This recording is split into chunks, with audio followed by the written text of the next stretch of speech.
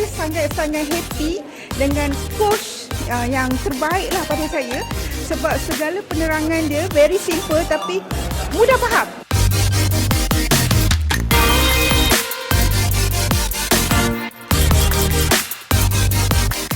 Saya dapat banyak sangat info yang selama ni saya menggunakan TikTok Shop tapi sekadar orang kata mengguna secara biasa. Tapi bila hari ni datang saja training hari ni, banyak sangat ilmu yang saya dapat dan saya rasa saya teruja sangat untuk menjadikan TikTok Shop ni sebagai satu platform perniagaan online saya lah.